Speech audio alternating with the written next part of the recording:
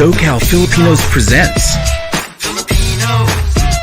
Filipino Family Health Initiative with Dr. Joyce Javier, Andre and Joy Nicdao.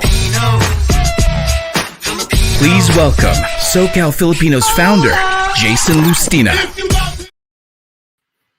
Good evening, everybody. A happy Filipino American History Month. Thank you so much for joining us tonight, Tuesday, October 5th, as we talk to the Filipino Family Health Initiative with Dr. Joyce Javier and Andre and Joy Nicdao. I'm going to go ahead and bring our special guest, Dr. Joyce Javier. Hi, Joyce. Or should I say Dr. Javier? Which do you prefer? You can call me Joyce. Hi, Jason. Hello. How are you? I'm great. Thank you for having me this evening. No, I'm excited to have you, especially with such an important topic about Filipino families and giving them the tips and tools that they need as they raise their children. But I don't want to waste any time because I know this topic could go for hours. So I'm going to go ahead and let you take it away. All right. Thank you.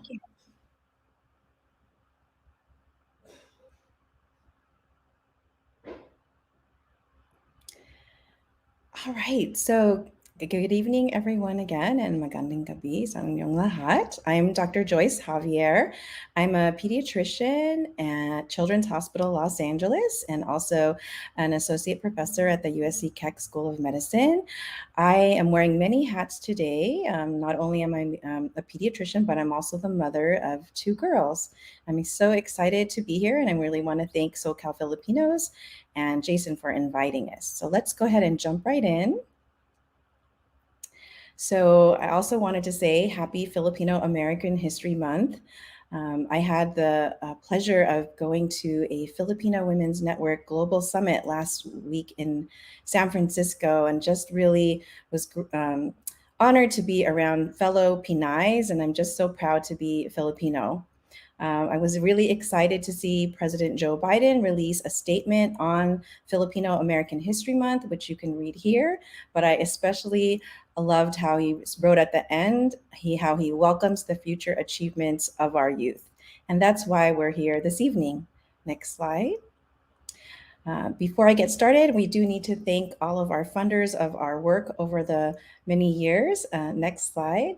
As well as our team called Team Kapwa. We are a multidisciplinary team made up of Dr. Dean Coffey, Dr. Avril Sepulveda, Jed David, and Dr. Horacio Lopez, as well as our community advisory board of parents and community partners, and our many, many research interns who some of them are listed here, who go on to go into medicine or go into health fields or nursing or public health. Next slide. Our work would also not be possible without the over 150 families who participated in our workshops and another additional 300 Filipinos who have participated in our research studies over the past 10 years. Next slide. So just want to highlight that, Asian Americans and Native Hawaiian Pacific Islanders make up 6% of the US population. Filipinos make up 19%. Next slide. And despite our growth, less than 0.2% of the National Institute of Health, which is the entity that funds most of the health research in our country, focused on Asian American, Native Hawaiian, and Pacific Islanders. Next slide.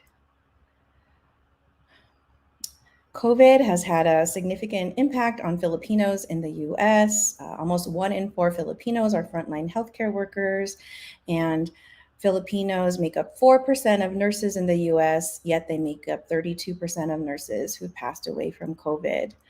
In California, Filipinos make up 3% of the population, yet make up also a large percentage of those who passed away from COVID.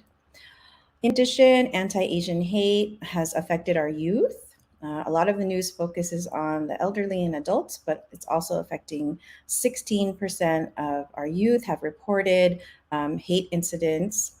And half of these incidents were reported in California, with girls being 2.5 times more likely to report these incidents. And youth are more likely to be harassed at school, public parks, and also online. So this brings to us the importance of the need to incorporate conversations about racism between parents and youth. Next slide. So COVID has also been affecting mental health of all youth in the US. 120,000 children in the US have lost a primary caregiver due to COVID. This can obviously have long-lasting effects on their lives. Also, emergency room visits for children with mental health emergencies has risen 24% for younger kids ages 5 to 11 and 31% for children ages 12 to 17. For girls ages 12 to 17, the CDC found that there was a more than 50% increase in suicide attempts post-pandemic or during the pandemic compared to pre-pandemic. Next slide. So for Asian Americans, the leading cause of death is actually suicide, and this is for Asians who are ages 12 to 19. And this is the only race ethnic group where suicide is the leading cause of death. And that's despite the fact that we're often described as the model minority. Next slide. So now I'm just gonna switch gears and just talk about why I got involved in this research. It's very important to look at where we came from so that we can get to our destination, as Jose Rizal has said. So next slide. I grew up in a Filipino immigrant family, and my parents are from Bacoor, Cavite, and Agoo, La Union. This is a picture of my mother's side with my lolo and lola and their children, and my mother is here with the white bow and the white dress. Next slide. They grew up in a farming province called Agoo, named after this evergreen pine tree that lined the border during the pre-colonial Spanish period. Next slide. In December of 1941, Agoo was invaded by the Japanese. My lolo fought in World War II alongside the US with the Philippines, and they grew up in a generation where kids were not expected to, share their feelings or talk back. It was mostly to, just obey. And it made sense because this was a time where their priority was survival. Luckily, they were able to immigrate to the US and start a new life in the US. Next slide. I was born in historic Filipino town, which is actually where I currently practice pediatrics, and also many of our community partners, including SIPA, reside. Next slide. Both of my parents worked full time, and so my Lola came along with my Lolo to help raise me and my sisters. I was a pretty serious child growing up. Next slide. Lola showed her love through our stomachs, always asking us, "Did you eat yet?" Making sure we also showed respect for our elders. Next slide. She also taught us the importance of family. Next slide. And when I became a mother myself in her 80s and 90s, she would stay with me for months at a time to help me raise her great-grandchildren. Next slide. She lived to the age of 92 years old. I think her secret was drinking Coke every day, Coca-Cola. And I still remember that early morning when the day she passed away, I really wanted to tell her, "Lola, I love you so much. Thank you for all that you've done for me and my sisters and our whole entire family. And I'm sorry if I wasn't always there for you when you were sick in the hospital or to take you to your doctor's appointments." But those words didn't come out. We didn't really say those words growing up. And just growing up as a teenager, I remember watching a lot of American TV shows and seeing families have open communication and talk about their feelings. And I was a little bit confused. But when I became an adult, I realized my family showed their love through their actions by immigrating here from the Philippines, and changing, their whole lives here, making sure that we have enough for our education. And they were also encouraged to not teach me Tagalog. So in a sense, they were kind of giving up their culture and heritage so that we could assimilate and blend in. Next slide.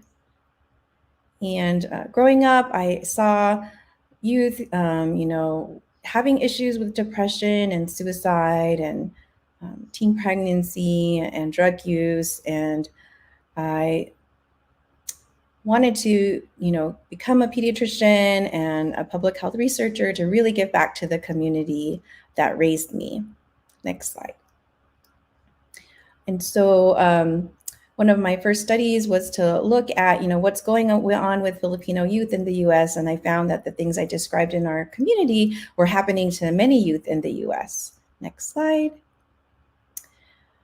One of the startling statistics was that 46% of Filipina teenagers had seriously thought about committing suicide, and half of those actually attempted suicide in the past year.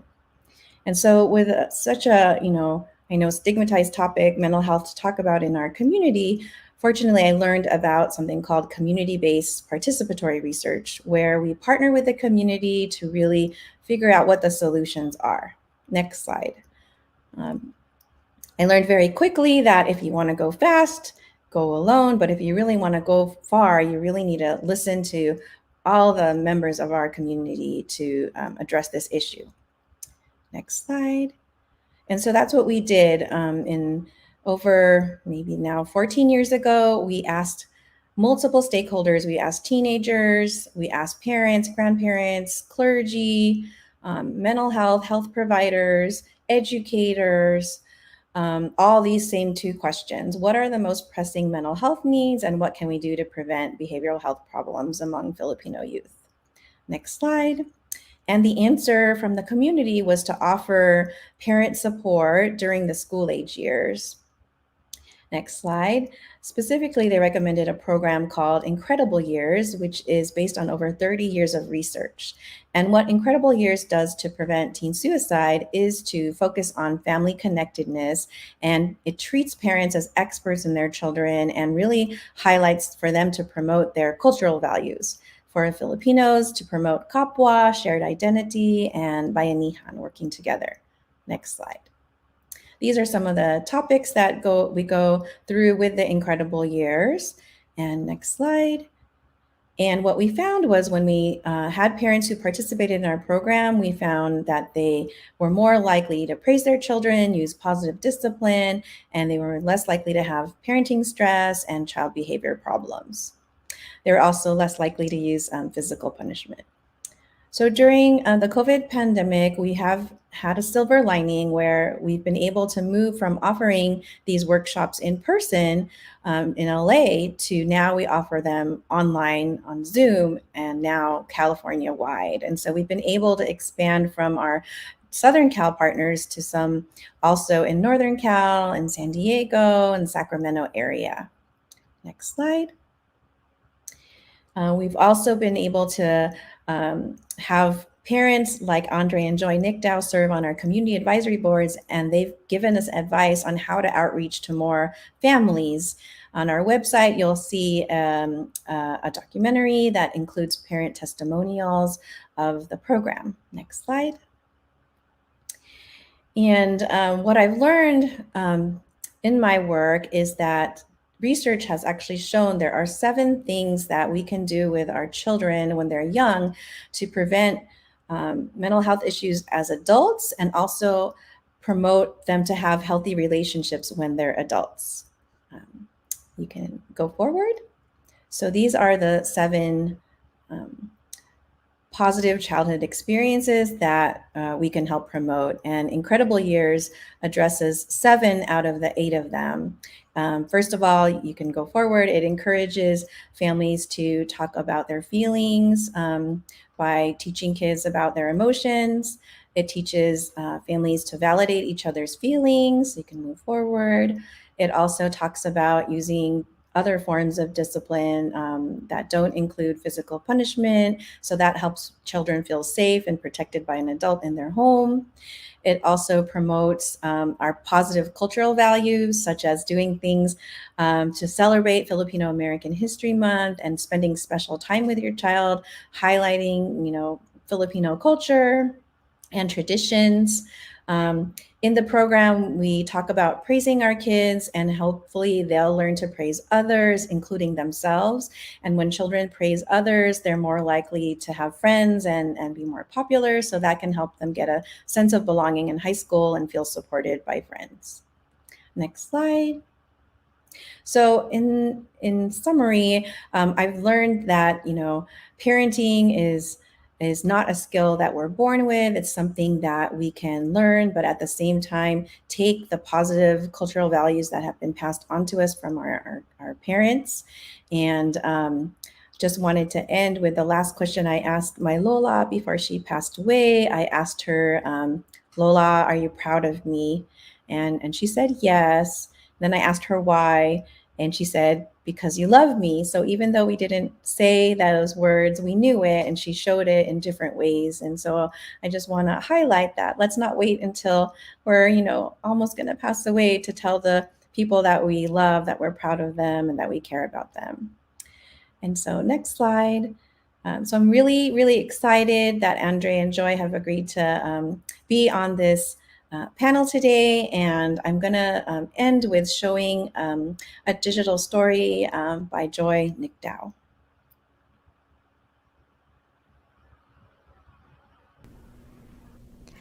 When my parents came to Los Angeles from the Philippines, they knew no one.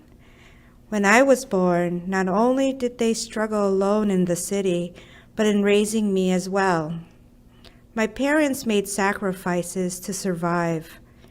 My father worked all day and night. He was barely at home. And when he came home, he just wanted to rest and watch his sports. My mother sacrificed her career as a doctor, devoted to raising me, who was born with a hip dislocation. I cried a lot and ended up being a handful. My mom was a strict disciplinarian, raising me in the traditional Filipino way. I felt I didn't really have a great relationship with my mom back then. After my 3 daughters were born, I wanted to do better than my mother. Yet I didn't know how, and so I felt I had to be like her. When my husband and I gained the valuable tools of parenting from incredible years, we raised our daughters with love, understanding, and with an open heart, building a strong family bond. Together, we have a beautiful relationship with our daughters, spending quality time as a family with our beach outings, trips, movie watching, and meals. I know my mom did the best that she could back then, but now I know I can do the best I can with my daughters. Dear Mom and Dad, I am thankful for your help on almost everything I need help on. You help me in my education and teach me many things. I am glad that both of you are in incredible years. Now that I am in incredible years, I understand our Filipino heritage. My sisters and I always spend time with you, like watching movies, going to the beach, and many other things. I like spending time with you both. Thank you for helping me with my homework and being able to help me be a wonderful student in my class. Also, thank you for your support. You are the best parents ever to all of us. Aurora, Andrea, and Anastasia, your daughters.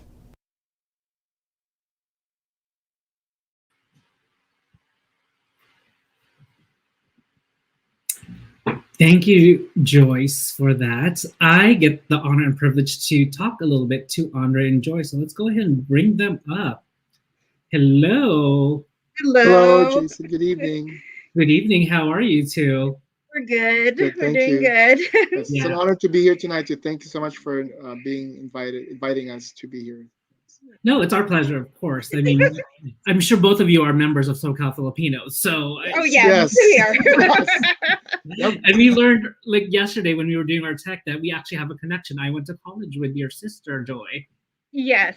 Yeah, we're in Irvine. So it's like a small world. Yeah, the world is very small. We're all connected. I also have the connection to Joyce, but let's actually dive into some questions. So tell us a little bit about yourselves. Yeah, going to start. Okay, I could start this time. I was born and raised in Los Angeles, California. My parents, my mom is from Batangas, and my father is from Leyte. And my parents, they immigrated here in the early 70s. I was born and raised in Los Angeles and still here in Los Angeles. Um, Married to Andre, and we have three daughters who are actually now older. They were, when I was seeing the video, I was like, oh my gosh, they were so little, but they're actually teenagers. Well, two of them are, and one is about to be a teenager. So, Yes. yeah, And then for myself, I actually immigrated to America when I was 11, back in December 9th, 85. My parents, my dad is from Angeles, Pampanga, and then my mom is from San Carlos, Pangasinan. And I myself, too, I've been living in pretty much Los Angeles for like the last 30 plus years. And I met actually Joy through a mutual friend when I was in college over a prom date.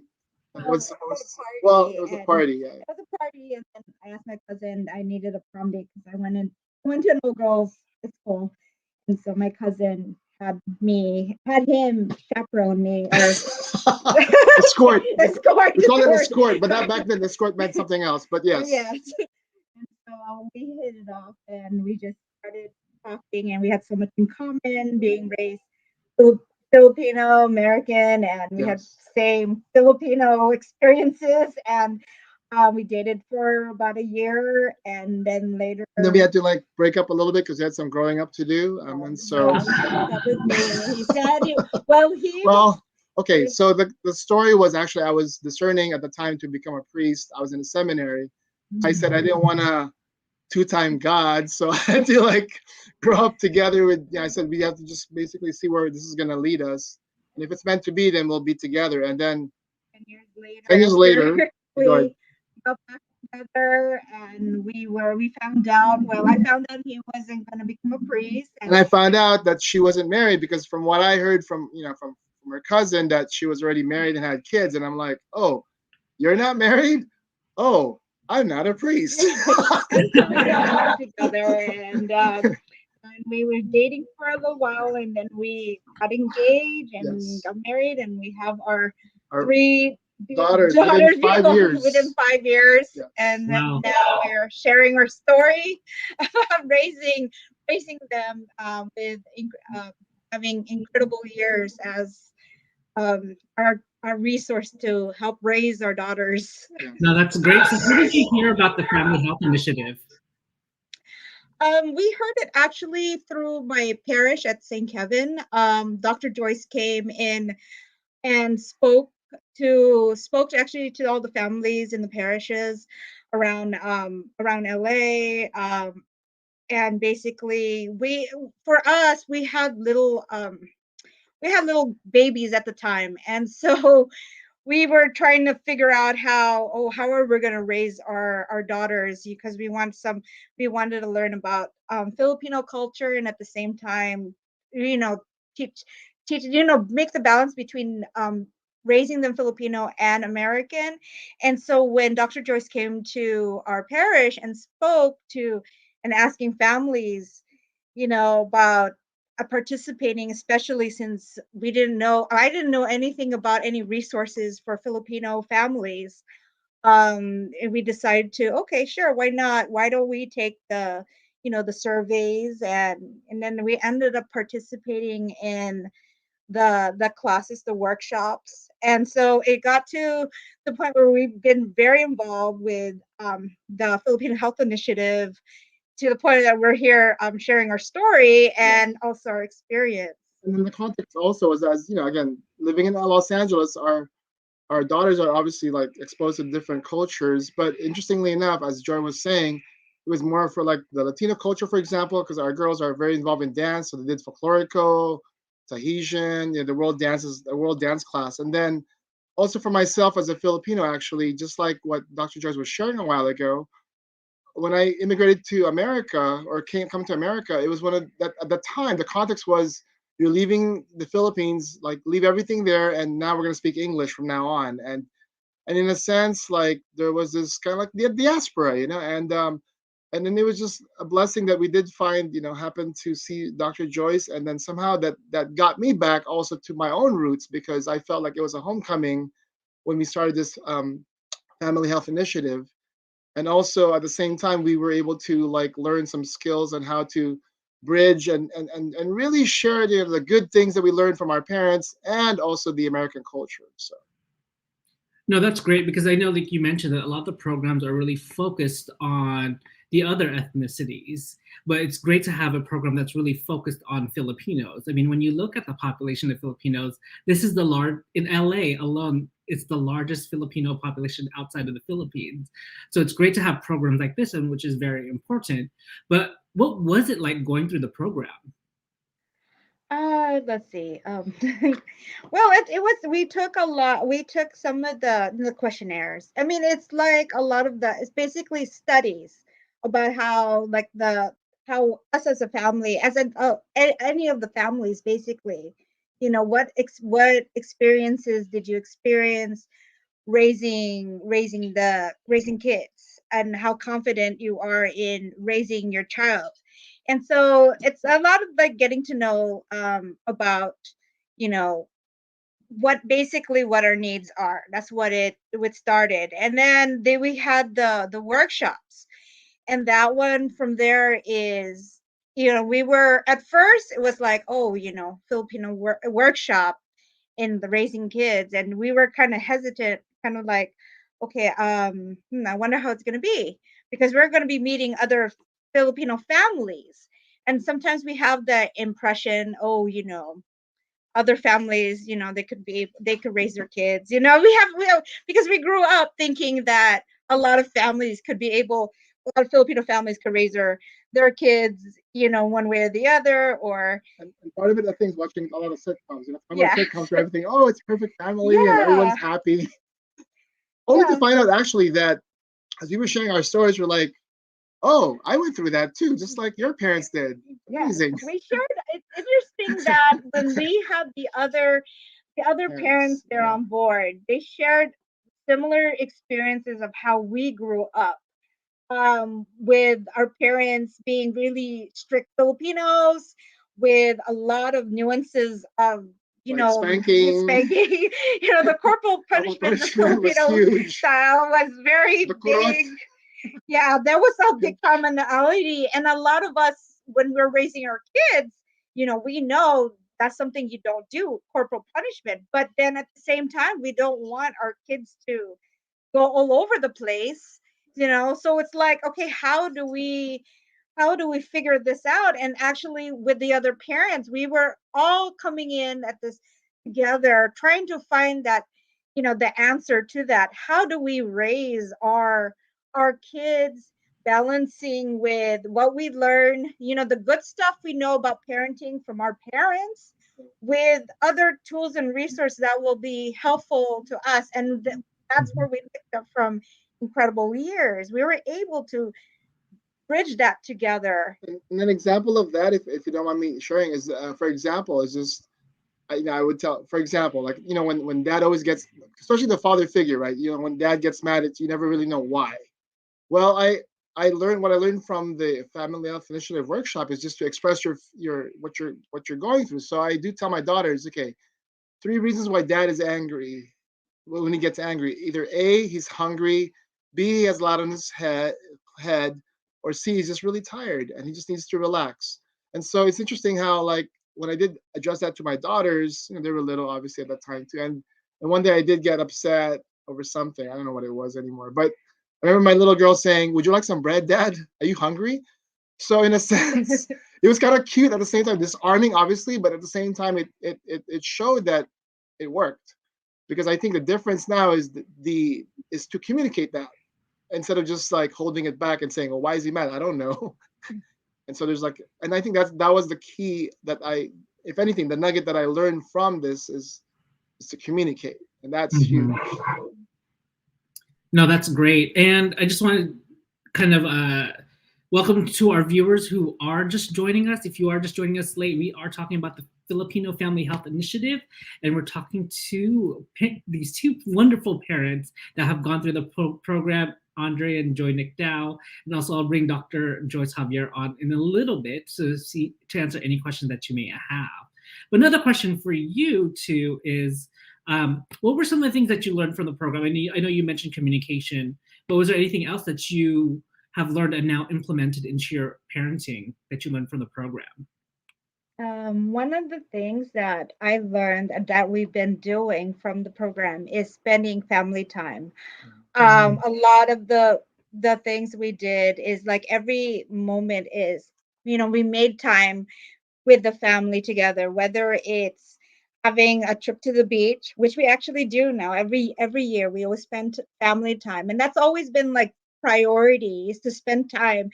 And even if we're not going to like a big beach trip or anything, even the little things of spending time, maybe having a meal together or playing board games or even watching a favorite movie together and just having that bonding. And as the kids got older, because before it was more playful, now we got to the point when they get older, we all together, like we would watch a Marvel film, and then the five of us will analyze it together. So we are kind of like, we have this kind of intellectual bond over Marvel, and kind of like breaking it down and finding the symbolism.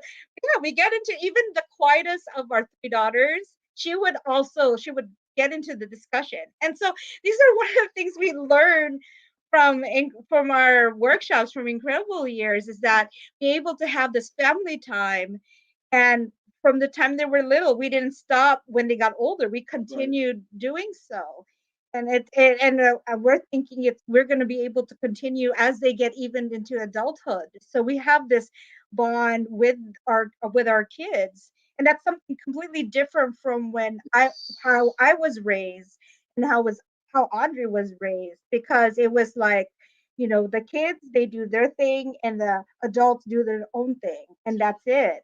But now it's more family, and we're more closer that way. Yeah, and even actually when I bring the girls to school, for example, like every day I take them to school around 6:50.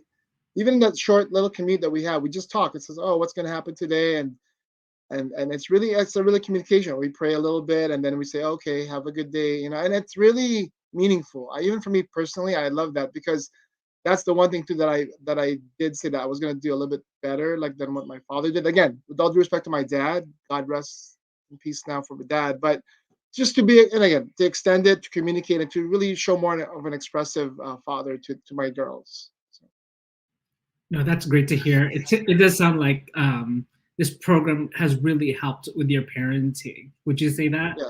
Yeah. Yes, definitely. As most definitely. Big. And we're still learning, Yeah, we continue to learn, especially as they're grown as teenagers. And we did go to the advanced workshop for teenagers, because before it was, for the little kids. And then when Dr. Joyce told us, oh, there's advanced version, I'm like, we're taking the advanced, because it's completely a different ball game raising teenagers and older, because this time it's not playtime, but it's more of like they need someone to listen to them and be able to feel like they could speak to us without fearing or being scared or anything, because that's what's going on with a lot of teens right now, that they're not being heard. And so with our teens, we make sure that we're listening to them, and sometimes we do make the mistake of, giving some advice, but they already know to say, wait, mom, wait, dad, I just want to speak because I just want to vent. Let me vent. And I'm like, okay, that's right. You need to vent. I'll listen and I'll let you vent. And then, it ends up being good for our relationships. All around. And then also, actually, just to retro too, that even the first session that we had with Dr. Joyce, we actually took it twice because we really took it seriously, to where even when you miss sessions, we said, okay, we know what, let's take it again because we missed too many sessions. And so we really wanted to make sure that we really took that as a priority. We did. So we've been to twice in person, Yes. and then we did an in-person advance, Yes. and then we also Zoom. did a Zoom during COVID, and so. which really helped with that too, because that's another struggle during COVID, especially with the kids being at home. That was another thing that they struggled with, and because of what the tools and what we learned from Incredible Years, we were able to survive the years of being online in front of Zoom in class. And so, and we look forward to the next phase. Whatever the next phase is, Dr. Joyce, we're looking forward to that too. Thank you. Thank you. Dr. Joyce, sounds like you're ready for the next round. But as we're talking about, the program, I'm sure we have a lot of parents that are watching, or in the future playbacks that they're going to watch this. Why do you think other parents should join this program? Oh, well, one of the things that I find actually is that there's not that many resources for Filipino families. In Los Angeles alone, a lot of the resources we hear are for Black families, Latino families, and we live in Koreatown, so there's a lot of, for Korean families. But when it comes to Filipino families, there's hardly any. And what it is that I think the big reason is that there's not enough studies on Filipino families. And I think being able to participate in the research on how Filipino families, how they raise their kids, being able to give that information and be able to have that as, okay, this is the needs that Filipino families are going to need for raising their kids. And these are the big issues, and especially in the high instances of teenage depression, suicide, especially among young teenage girls. It's a very, very that's very heartbreaking hearing that. And I think if families ahead be able to get all these resources and helping them be able to raise their children, if they get ahead of time, they'll be able to know and how basically be able to get all those cues that a lot of teenagers would present. And so that's why I really highly recommend this for families, because you don't want to be able to find out when it's too late. It's good to have these, and it's not difficult to really be, because the good thing about being in these workshops is that we are all experiencing the same issues, the same struggles in raising our children, especially being Filipino American. We're all in the same boat, and the thing is that being able to get these like tools in how we're going to raise them, our kids, and how to be able to build this relationship with them, I think that's very important, and it will prevent a lot. It's almost like preventive measures, kind of like to catch them before it's too late. No, that's great. And, obviously I feel like this is such a great program. But Joyce, I know that this program is based in LA. Are people outside of LA able to join? Because I think I heard you say that you've gone throughout California, because some of our members, I know a majority is LA, but we do have, because we cover Southern California, we cover San Diego, we cover Orange County, Riverside. We actually have a huge contingency from Las Vegas also. So are they able to join? Yeah, so right now the initiative is focused on California only, but anybody in California. Um, and I just wanted to piggyback on what Joy just said about how every time I lead a group, I'm also like a participant in it. And so I get to learn from all the other families who are in it about, how to raise our kids. And I feel like it's like this shared knowledge that we have. And as I go into also raising teens and preteens, I look to the parents who have teenagers and they've shared their kind of, um, tricks on how to raise their teens. So I do want to piggyback what Joy just said, and that um, Dr. Dean Coffey, who's a psychologist on our team, said like incredible years is like a vaccine against future, adolescent behavioral issues. So that made me think of what Joy said. But yeah, so right now our study is limited to California. We are looking to expand beyond in our future work. No, that's great. And actually, somebody just commented. I don't know if you saw it flash across the screen. Cindy Marie says, I am interested. This is great. So if you are interested in this program or even just have some questions, look at the ticker that's scrolling across the bottom. You could email, text, visit the website, and get more information on this program. So Andre and Joy, what would you say to the family or parents that are watching right now that might be reluctant in joining a research study? Well, I think with a lot of research studies, people would be reluctant because, oh, this information, people are gonna know who I am, what or whatnot. And I think it's with other research, even in colleges, like in UC schools when they do research, everything is anonymous. The only information is being used only solely for research. Not even the names are even known. It's just the data, basically, like percentage of, I guess, how this and that, but just only the numbers. It's not any of the details. So I think families being able to participate gives valuable information, especially to further research on the needs of Filipino families, which I feel is very important. I think uh, this is something that's very important for, Filipino American families, not only here in Los Angeles or Southern California, but nationwide. And I know we start right here in California, but hoping to, you know, build that. And then, we'll be able to go have that support. And I think it's very helpful. And then you get more resources because of that study that's being, when you participate, and that means there's resources that will be available because of that shared knowledge as Dr. Joseph mentioned. No, that's wonderful. So we are kind of winding down our conversation, but if you are watching and you have any questions for Joyce or Andre and Joy, go ahead and put it into the comments and we will get them answered.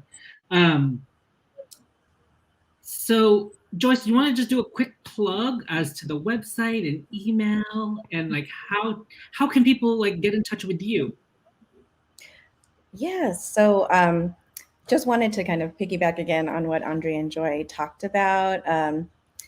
Actually, Joy, it was you that said it earlier that we need like research done so that we can have more resources. And I'm just so grateful for all like the Filipino mentors I've had over my career and during school, and I really just want to pay it forward to our community, and that this is a way of like giving back so that future families can also have these workshops.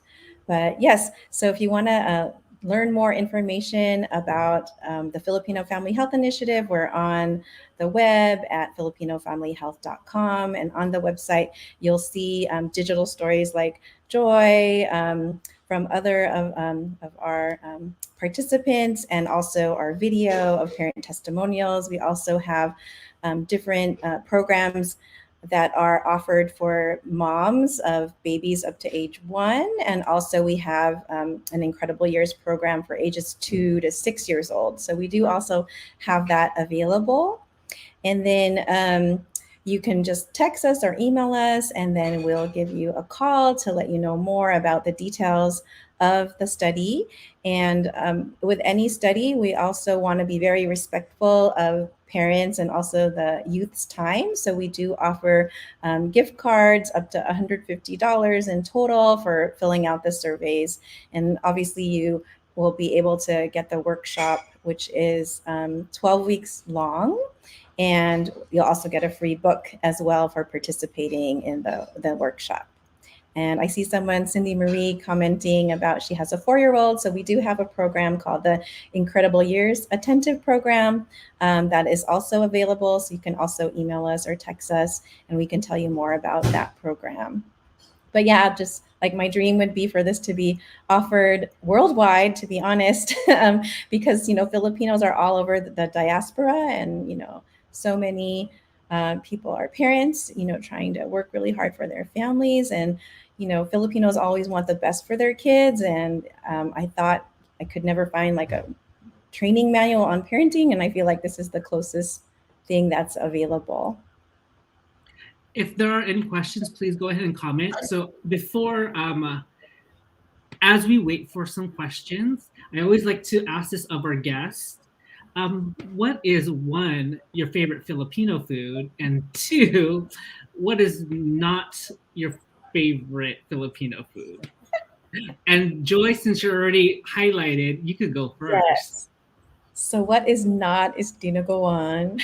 Sorry. Sorry. I love it with lots of vinegar. And then my favorite, oh gosh, there's so many favorites. I can't even think. I mean, my Lola's toron was so good. And my Lola's mongo, I could never get it right when I would make it. She'd like, not enough salt, like. But mongo is like definitely my favorite. She would feed that to me all the time when I was pregnant, and like now my daughters love it. So I would say probably mongo. Oh, that's great. My favorite. And then dessert is toron. I also love that. Yes? Yeah. Andre and Joy. So let's start with you, Joy. Oh, me? Oh my gosh, I was hoping Audrey first. Oh my gosh. Let's see what I do not like. Dinuguan is one thing. And I think there was one that my dad cooks. I don't like it. It has a lot of I forgot what it, and all I know is that it makes the house smell like and I know it has something to do with, I think, like old lechon or something, and lots of vinegar, and there's different ways to make it. I'm Ilocano, so like that's like a staple, like in Ilocano cuisine. And then my favorite, oh my gosh, there's so much of my favorites. How about like, okay, I'm gonna think of what I craved for when I was pregnant with one of my kids. Lechon kawali. Oh yes, I would like. Oh gosh, that's so good. Lechon kawali. Actually, I'm in the mood for that right now. And then my favorite dessert, I have lots of I love hopia. Oh, hopia mungo. Oh, that's so yummy. And I'm thinking of all these other foods. I think I'm getting hungry. Okay, on to your turn. Actually, okay. So for me, what about you? Actually, Jason, I do like dinuguan. Actually, cooked right, it's actually really good. It's funny because before they used to say, I mean, when I was a kid, they would say, if you're a Catholic, you have to eat dinuguan. I'm like, okay, I'll eat it. I mean, it was just, I was a kid, I didn't know. And they keep on calling it chocolate meat when it's not made of chocolate. Yeah, that's right. And then also, obviously, like the staple, my father-in-law cooks a really good pancit. Shout out to Victor Hermie. He really does a good pancit. And then lumpia, obviously, like now the lumpia Shanghai, actually, the fresh ones, the ones that are not the crispy one, but the fresh lumpia Shanghai. Like. And then the least favorite, yeah, like the pinakbet, actually. I don't know, maybe because it's the bitter ampalaya, like I didn't really like, but it's not like I don't like it. I'll still eat it, but it's not, not something I'll do for seconds. Yeah. But I'll eat it. Yeah, no, I'm the same. I have so many favorites, like Filipino food. Mine is pancit malabon or palabok. That's always like my favorite. My least favorite is any dish that happens to have raisins. Oh. yeah. Sorry, controversial Raisin. topic, raisins. It's another controversial vegetable. I know it has some health benefits. Those two, I just can't. Raisins. Why is a raisin in empanadas? Not empanadas or any. That's true. How about your favorite dessert? What is it, Jason? The dessert? My favorite dessert is actually, I'm with you, Turon, but as of recently, I've been eating a lot of carioca, or for other people, it's called bitsu bitsu. So it's Yes. the deep fried like rice balls with like covered in like the Sweet, brown sweet. sugar caramel or glaze. It's so good. Oh, that is good. I'm hungry now. I know, same here. Yeah, we're probably all gonna have dinner after this. But Yeah. if we have no questions, but another quick plug for the Filipino Family Health Initiative. Visit their website, filipinofamilyhealth.com. Email incrediblefamilies at chla.usc.edu, or call and text 323-691-0529. Joyce, Andre, Joy, thank you so much for joining us tonight here in SoCal Filipinos. I'm just going to go around the room with one last word or one last phrase or comments that you want to make. Since you're highlighted, Andre and Joy, stage is yours. Yeah. Well, I just recommend to all the parents out there, just don't be afraid. Just do at least consider joining the Filipino Health Initiative, because you really will benefit a lot from it. Not just because of Dr. Joyce, but because of the whole team and all the community that's in there. And also, Jason, thank you so much for also hosting. And it's really neat to know that we're all part of this family, and it's a small world, right? So thank you. And this has been a blessing. Yes. I believe for us as a family, actually this whole community. It's always a community that is having that support. It helps raise a family. I think it takes there was a term with a phrase like it takes a community to raise a family. So I think that's something that's very valuable in that sense. Thank you. Joyce. Yeah, so thank you again, Jason, so much for inviting us to be here. I just want to say that there's no such thing as a perfect parent. I think our kids don't expect us to be perfect. They just want to know that we believe in them. And I've learned so much as a parent myself from incredible years, and I just want to share it with as many people as possible. So consider joining us and let us know if you have any questions. And maraming salamat. Thank you. Thank you. Thank you so much, everybody. Just kind of like last couple quick announcements, because I know it's Filipino American History Month and we have so many events happening. So this Thursday, join us at 7 p.m. as we talk to the team behind the movie Face On, which is a comedy horror movie. You'll get to learn more about this movie. You'll get to meet the producers and even the main actress and how you can support that movie. On Saturday, October 9th, from 1 to 5 p.m., we will be on Reseda Boulevard in front of Cafe Aficionado. I myself will be there along with 25 other vendors. So come out and support other small Filipino businesses. Then on Sunday, October 10th at 10 a.m., might be a little early, but come and join us. We're going to be listening and learning more about Filipino mythology. So the duendes and the white woman and the chanaks and aswangs. We'll learn more about them from Osmarie Grenlin, who's going to be joining us from Manila, Philippines. So again, share this video. You could rewatch this later. But again, thank you everybody for joining us and have a good night. Good night. Thank you.